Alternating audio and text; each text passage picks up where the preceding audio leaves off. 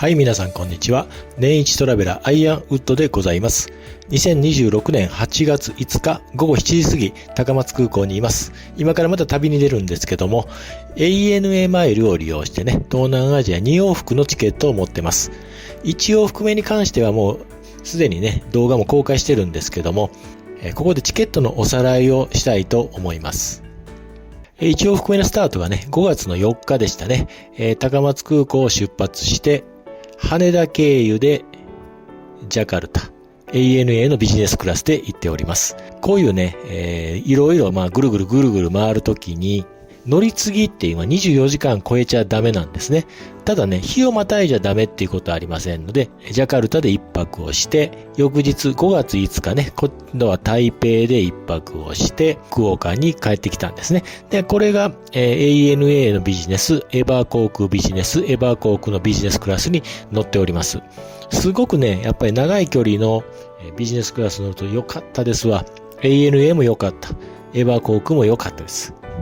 で、福岡へ帰ってきたのは5月6日なんです。3ヶ月前なんですよ。で、ここからね、8月の5日までは私、自宅が香川県高松ですから、そちらの方でいました。でね、ANA のこの特典航空券に関して、昨年2025年の6月に、改定がありましてね。で、国内の乗り換え値が減っちゃったんですよ。僕のチケットはね、改定前に取ってますから、国内の乗り継ぎ地がね、2カ所なんですね。福岡と羽田とね。で、今だとこれはね、1回しかできないので、同じチケットは取れないんですけど、この3便のビジネスクラス乗ることは問題なくできますね。海外での乗り継ぎ地の変更はありませんので、同じ3便乗ることは可能です。問題は今から2往復目ですね。2往復目のスタートがね、高松じゃないんです。羽田からバンコクに ANA で向かいます。で、ここまでがね、行き来なんです。チケットの目的地はあくまでもバンコクなんですよ。なので、このチケット、高松発バンコク行きのチケットなんです。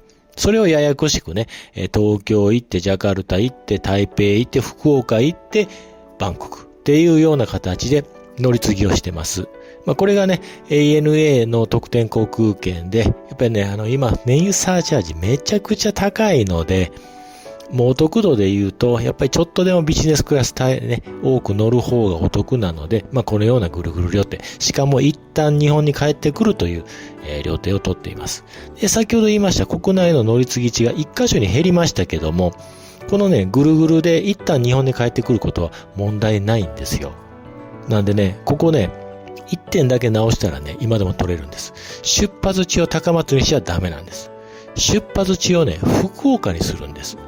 で、最初の便をね、逆ルートで行けば、東京で乗り継いでバンコクに行く。こういうね、ジグザグルート、今でも取れます。で、バンコクから今度はね、シンガポールに行くんです。で、こっちも24時間超えちゃダメなので、シンガポールは1日泊まりますけども、翌日に移動します。今度はマニラですね。で、マニラも1泊。で、最終日が8月の11日になります。マニラから成田へね、帰ってきて、で、羽田から高松に帰ってまいります。これでね、7便ビジネスクラス乗ります。今まで乗ってるのは ANA が1便とエバー航空が2便でしたね。今から乗るのが ANA が2便とシンガポール航空が2便。で、全部で7便のビジネスクラスに乗ります。後半戦に関してはね、今からね、お届けいたしますんで、次回からのね、旅行記をお楽しみください。で、ここで問題ですわ。あれ今から今高松空港いるわけですよ。羽田出発でしょ。この間のチケットないじゃないですか。そっちの話をしないと片手落ちになりますので、そっちの話をしましょう。今から乗る高松羽田間に関して、特典航空券で発見してるんですけども、ANA マイルは使っておりません。ユナイテッド航空のマイレージプラスを使ってます。こちらがユナイテッド航空のホームページなんですけども、ログインしたらね、ここにね、ご予約の確認っていうことで、丸1って赤があるでしょ。これをクリックしたら、このような形で、ね、東京ジャパンへの旅行ということで、出ます。で、僕ここの旅行の管理をしたら詳細が見れます。でね、これが、ユナイテッドの詳細のページなんですけども、予約番号がね、2つあるんです。ここにあるのが、ユナイテッド航空の番号。で、次にね、あるのが、オールニッポンエアウェイズの番号。で、搭乗自体はね、どっちでもできるんですけど、問い合わせとか、あるいはね、ANA のホームページの方で、言ったら、座席指定をするとかいう場合には、こっちのね、オール日本エアウェイズの予約番号が必要になります。ただね、ユナイテッドの方で座席指定できるので、無理にね、そっち行かなくても座席指定はできます。でね、このね、ページね、以前どうなんかちょっと記憶がないんですけど、今ね、ちょっとね、困ったちゃんの情報があるんですよ。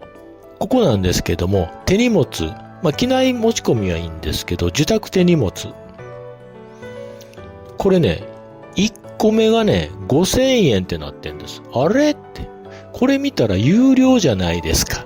っていうことになるんですけども、これ、ちょっとなんかね、不親切なんだけど、アメリカの国内線だと有料らしいんです。ANA だとね、23キロ1個。これはね、いけます。ですから僕ね、高松空港でチェックインをして、それから荷物もね、スルーでバンコクまで行くようにしてます。で、ここでね、問題が一つあるんですよ。チェックインとか荷物に関しては、今から僕 ANA に乗る。それから次も ANA に乗るから、高松空港で、係の人にね、2枚いいチケット持ってるんだって話をしたら、チェックインも預け荷物もできるんです。で、問題はね、今から乗る便にトラブルがあって、予定通り羽田に着くことができない場合ですよ。で、若干の遅れでね、ギリギリ乗れるぐらいだったら、僕の情報ね、高松便に乗って、次のバンコク機向かってる情報は言ってるから、待ってくれてるはずなんです。でもね、もう絶対乗れないようなところまで遅延した、あるいはキャンセルになったっていう場合にはね、残念ながら、次のチケットはね、下手したら無効になるんですよ。その場合はね、おそらくなんだけど、高松空港の係員の人に話しても、次のバンコク行きの話はつかないと思うんです。ですから、ANA のコールセンターに電話をして、こういった事情で東京行けないんだっていう話をして、事後の対応を、お願いするような形になるのかなとは思ってるんです。そういうことになりたくないし、なったことも正直ないんですけど、ですから、よくね、別切りをするか、あるいは同一のね、チケットで取るか。これ大きな問題で、同一のチケットで取ってる場合はね、ここでね、僕高松空港の方で次の指示があります。ですから、安心して ANA 乗れるんですけど、同じ ANA 乗っても別切りしてるから、それはあくまでも自己責任になるんでね、別切りチケット取った場合は、乗り継ぎに関してはすごく余裕持ってないとダメかなって思います。今のところね、順調そうですので、乗り遅れる可能性って低いかなとは思っております。ここで今回の動画は終わりです。